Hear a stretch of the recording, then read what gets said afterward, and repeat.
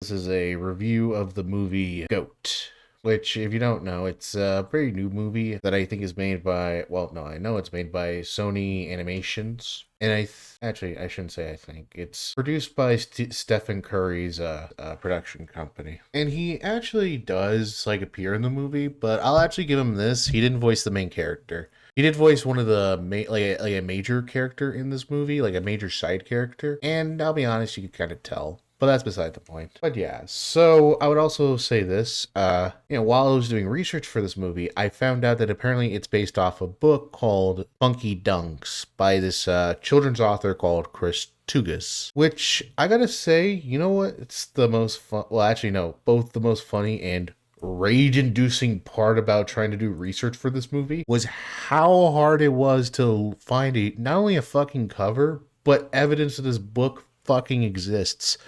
Seriously, I think somehow this book is better hidden than the goddamn Epstein files. What the fuck? But you know what the funniest part about that was? It didn't even matter.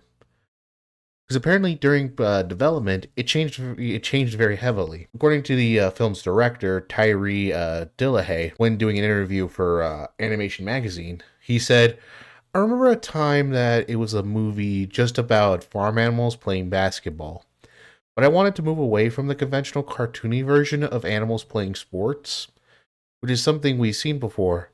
The idea was to treat the games as if it were real and to raise the stakes higher. So yeah, whatever. It is what it is. And I will say this though, this guy, he's been around the block a bit. Tyree Dillahay. Apparently he's worked on let's see here. Well, I think his most famous like the most famous things he's worked on is I think this movie, which honestly I feel good. It's a pretty good thing that he did that. And apparently he also worked on Bob's Burgers. So that's actually pretty sweet, not gonna lie. Although he did also work on the Good Times reboot, remake, whatever the fuck that was. So, But you know what? I'm not gonna blame him. That I actually thought I wouldn't say the animation per se, but at least the design of the characters looked okay.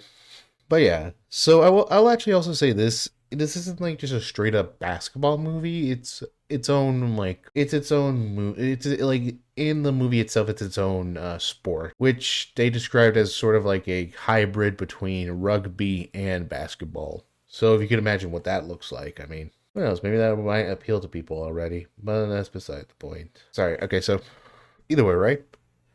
So yeah, I watched this movie at around I want to say let me see here. What was my ticket say? Yeah, around 4:50. Although I remember taking notes during this time, right? And the funny thing is, it was actually like 4:50. That's when the commercials came in, and really the movie started around 5:15. And I will actually say this: the movie. I'll start with just its animation.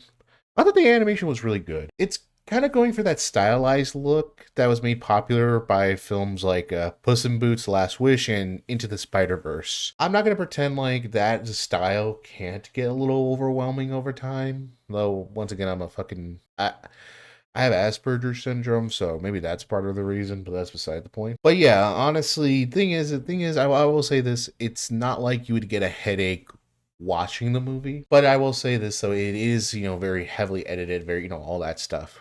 That said, if you love the look of Puss in Boots: Last Wish, and I would actually argue more the Spider Verse, and actually not only the Spider Verse, but the TMNT movie, Mutant Mayhem, like yeah, that movie, then I would say you'd really like the style of this. This is what this is going for. I'll also say this: the background design, especially and just the world that they're trying to build, it feels like they took a lot of notes from Zootopia, like enough notes to where to kind of push the theme of the movie, which I thought was really well done.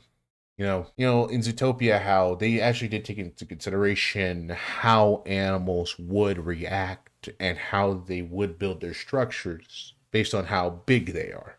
In the movie, the goat character, who I think, let me relook up his name. Oh yeah, Will. He was like in the beginning of the movie. He's like living in he's living in the garage of this. I don't know what the fuck it was, like a hamster or something. Pretty much, he was living in the garage of it because that was the only thing that in that small apartment that where he would fit. So they did put some considerations, although I would argue it's sort of a little half-assed. Like if I were to put it where, if I were to put it on like a scale, right? Sing versus Zootopia, it's kind of weirdly in between, although I will argue it does lean a little more to the Zootopia aspect of it, of design, where it did seem like they put a lot of thought into how these characters would interact, the sizing of it. But I will also say this, because of how big the character is, like, because Will, the main character, he's about 5'7" in the movie. They even straight up say what his height is. So it makes sense we mostly see things from his perspective. But, it's about how anyone could play, well, Rollerball, the fictional sport they invented for this movie. But yeah, like I said, what's kind of the worst part is, in my notes I put down fucking urban Zootopia, which, look, maybe urban wasn't the right word to use for it. Because, yeah, as much, like, here's the thing, though. It does take a lot from, like, I know how this is going to come up with, like, NBA culture, if that makes any sense. Like, that basketball fandom culture. So, yeah, a lot of the slang they use, a lot of that. But I would also argue there's a lot of Gen Z culture in this one. Like, it feels very 2020s, this movie, right? Although, there are some memes in the movie, and they literally use the word meme. So, like, in the movie itself, there are some memes that are in the movie that feel like they came out of 2011. In fact, but I will say this, though, what feels very modern is the amount of social media that is, like the social media aspect of modern sports. That's what makes this feel very timely, how much perception and how much image is built on social media for a lot of young athletes nowadays. So I thought that was a very interesting part of the movie. Like, it wasn't overwhelming. It was just, I guess if I were to be this guy, I would say it felt natural. It felt, it didn't feel too forced. And the funny thing is, actually, there were some memes in this movie that didn't feel forced. I mean, look, maybe it's because it is still a fairly contemporary meme, but I mean, they literally put in a Giga Chad, like a reference in this movie, which I thought was kind of crazy, but and it didn't feel cringeworthy. It just felt like organic, which I was a little surprised by. I feel like when a lot of movies, especially movies like this, which are targeting young people, and by that I mean like young kids, right? It feels like they put in a lot of memes that are that are either outdated or they use a lot of internet slang without understanding it. And I hate to be this guy, but I really do think they like this movie, like especially the writers and director, had an understanding of how modern internet culture actually works versus how I kind of feel like older movies that tried to use memes and the internet, they just didn't understand it, I mean, one of the more impressive scenes of this movie was how they implemented sort of like the split screen. Listen, I'm not much on social media. Well, okay, I'm gonna say, here's the thing though. I'm on social media a lot, but not like on live streaming apps, weirdly enough. Like, I'm not on Instagram or Twitter a lot, or sorry, TikTok live enough. But I have seen it, right? And I would say, as someone who does feel a little like an old fogey, they kind of got the aesthetics and the feel of those, like, I don't know how to put it. Like, those like live streams where it splits the screen and like two people are arguing or talking to each other. It got the feel of that correctly, And it was like a rival, like two rivals arguing with each other. You do see that a lot on social media, especially motherfuckers who come up. Although I will say this, so the person coming onto the live stream, they actually had a lot more confidence than I've seen. So, it's a movie, whatever. I guess that's just bizarre to me to see that in a like major motion picture that comes out today. Just because I feel like, especially for like a kids movie, where I do think a lot of times it feels like they could feel very out of touch. So yeah, like I said, like a lot of the aspects of this movie, I was, that impressed me. That said, I mean, maybe it makes sense why, they got all of this correct. Because, I mean, they practically put a lot of other things in high definition, mostly their product placement. Look, I understand that product placement in movies is not new. I love Home Alone, and I love the Back to the Future series. But man, they fucking shill for Pepsi products like fucking crazy. They put the Pepsi man to shame. And I also understand that Sony movies are fucking rife with this bullshit, Like Sony Productions shoves their products down like the movie production's throats, right? Back when I was a very Christian person, like a very practicing Christian, very religious type person, right?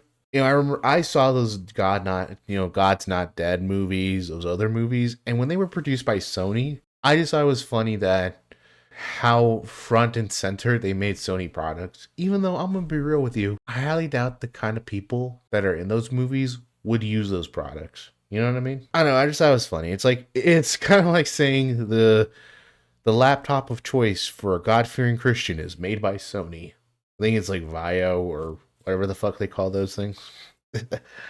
Also, apparently, iPhones and Samsungs don't exist in Sony movies, but Sony phones do. And in this world, PlayStation won the console wars. I guess it's supposed to help kids although I will actually defend the fact that there's only PS5s in this game. Or sorry, not in this game. That there are only PS5s in this movie is because I think it's supposed to help the kids understand the difference between reality and fiction. Because in the movies world, the PS5 has games. Yeah. Sorry, I actually wrote a lot of notes down. Practically wrote a fucking review already, and I'm just going off the cuff of it. And yeah, brother, honestly, I thought that was too funny. Oh, I also got another one. Hold on here. In the animal world, you don't learn the ABCs. You learn the ABC G-Wagon. But no, seriously, I think I put it down here. I wanted to know how much Mercedes paid to be part of the production because the branded cars were so detailed that they almost look like they came out of a creepypasta. Like hyper, like that like that whole meme of creepypastas where they go, and then Squidward pulled out his hyper realistic cock and it was bread, right? Those fucking cars, like, listen, it didn't, like, I don't know, they just, like, especially the Mercedes cars and SUVs, they almost looked hyper realistic. You know what I mean? It was weird. I don't know. It did take me out of the movie a bit just because I just thought it was weird that in a kids movie, ostensibly, how much they were marketing cars and, well, yeah, marketing. Like, it felt like they were marketing cars to kids, which I thought was a little weird. Look, once again, I remember growing up watching, the DVD of Home Alone and Back to the Future, and like I said, Home Alone, it has that first scene where they're eating pizza and drinking Pepsi products, right? They're drinking the cola, and you're not supposed to really think about it. So it's like, yeah, you know what I mean? They're drinking that, and the point is you're supposed to associate. Hey, this is what a normal American family does. They drink Pepsi. That's the idea that Home Alone was trying to get into. But I guess it's just that thing of just the thing is, right? Like there are some scenes where especially for animated movies, I think that's it too. This is an animated movie. So when you see literally like that, the classic scene of a car pull up, and look, depending on the movie you're watching, a live action movie, it's inevitable you're going to show a car brand, because that's where they literally put it on the fucking grill, right? In this one though, I guess it's a bit weird because it's animated. So you can't really avoid the fact that it is pretty much like, my background, like how I have the Legion of Doom on my background, pretty much like that in a scene, I don't know, it's just weird. And what the worst part is? I think the reason why I kind of was latching on to a lot of this stuff is kind of because, well, if I'm going to be honest with you, it's because it's the most interesting parts of the movie to me. Look, it's not like I wouldn't, listen, I think I even written it down, it's just the characters are fine. The characters, they weren't annoying, they were fine. Like, it's not like I hated these characters, but really they were just kind of characterized enough to let the plot go along, if that makes any sense. Which, look, that seems like a damning thing of the film, but I mean, it's not like it doesn't work, right? The characters were, well, this is it. I can't really think about their characters that much. So, but they weren't fully flat, I would say, just more archetypical. Like, the villain of this movie, I think I put down he was enough of a douche to make it satisfying for him to lose. And the thing is, I feel like I'm kind of repeating myself about these characters. It's just because I can't really think much about these characters other than what archetypes they are. The goat is meant, the main character is good enough for kids to relate to. The team that he's on, right? the team members are recognizable enough for someone to have a favorite, quote unquote, you know? And I think another part of it is just that the story is somewhat generic. The main characters, but it's kind of goes through the whole thing, right? Will, he wants to become a pro athlete, but he has to overcome that he's short to achieve his dreams. I mean, the movie kind of does the whole thing of he has a dead parent, an important member of the team, Jet, like who is supposed to be like the preview, like who's supposed to be like this very famous, basketball, well, rollerball player, right? She's supposed to be this like star player, but when Will shows that he could be really good at it at the game, she doesn't like him. But throughout the movie, he gains her respect, and it's just kind of that. I will say this though, there were some parts that I do kind of wish I didn't remember, like kind of some KSI-esque rap songs. Like the main villain, right? He decides to write a diss track against Will. And unironically, it sounds like a YouTuber song. And I mean that with all the negativity I could muster. Which, look, maybe the idea is supposed to be that it's supposed to be cringe to the audience, but the thing is, right? People took it seriously, which, I'll be honest, I feel like people would have clowned on that guy for making such a stupid diss. So all I'm just left with is just this really bad rap song. That's it. And then it does that whole thing of like, oh, at the height of success, what happens? Something bad happens. The bad thing happens, and the band, well, I wrote down as a bit of a dig. The band, the team split up. I spelled it as spit up. God damn it. Hold on. But yeah, no, seriously. The team split up, and unironically, it's just sort of like, literally a sad song montage, which, it's a natural license song, right? Which, all right, look, I feel like it's just become part of the aesthetic of a lot of these movies nowadays to have, what do you say, to sort of have that, like, licensed song, even during, like, very emotional moments. But yeah, let me see here. Oh yeah, sad song montage happens. Then they do that cliche of, the douchebag character goes, I'm sorry. And then one of the characters goes, well, sorry's not good enough. Except, in this fucking movie, it practically was. You know what I mean? Literally, it was just, oh man, I'm sad. I'm sorry. Well, I'm still sad. Want to get the team back together? Hell yeah. Like, I just thought that was pretty funny just because it's like, wow, that was fast. I literally wrote that in my notes while I was in theaters. That was fucking fast. I think I did say a lot of what I appreciate. And there were some things I also didn't appreciate. But you know what? I will say things, as I wrote it down as someone infected with the woke mind virus, I did appreciate some stuff. The designers of Jet, the Panther chick in the film, it didn't feel like they went out of their way to make her like look super feminine. She wore feminine clothing in some scenes, but it didn't. But they didn't do the thing a lot of animated projects do, where they give the female character like an hourglass figure. They give her a very pronounced chest and eyelashes. She looks like an athlete that would participate in the sport. I guess that's it. Like, they didn't go so far. Like, I guess they didn't super feminize her, which I thought was like listen, I'm not someone who thinks that, like, look, I just think it's nice to see that breaking away from kind of a stereotype a lot of fucking animated projects do. A lot of designers do. Okay? I thought that was pretty cool. I also thought it was kind of cool to see a co-ed sport be portrayed, which, like, especially with a lot of, like, talks, about athletics going on right now. Listen, I understand that even in this fictional universe, they're fucking animals at the end of the day. Prey and predator animals. So yeah, no shit that, let's be real. I feel like, look, I understand it's not meant to be a reflection of reality. It's just a nice thing to see, all right? To see co-ed sports. And also that they treat the female athletes as capable. Not that they're automatically good because they're women, but that they can be capable of being good athletes. If they put their mind to it and train, I think that was a really good, I think that's a good message for kids, especially the little girls watching and all that stuff, right? And you know what? Final thing, I like to see capybaras be represented in films. Did I like this representation of capybaras in film? Not really. I thought this capybara was kind of lame. But hey, you know what? Sometimes, that's just how it is. And I hope someone enjoys that capybara character. I love capybaras, man. My favorite animal. What can I say? I like seeing them on film. I think I'm just going to wrap it up because really there wasn't a lot I wanted to talk about. Like, I kind of watched this film sort of on a whim, believe it or not. And I will say this though, if I, I would be totally fine with taking my niece and nephews to see this film, right? I think they would enjoy it. I don't think a lot of people, I think a lot of people would enjoy it, right? If they aren't really thinking about it. That said, really wouldn't want to pay full price for this film. My rating, is like a matinee discount, right?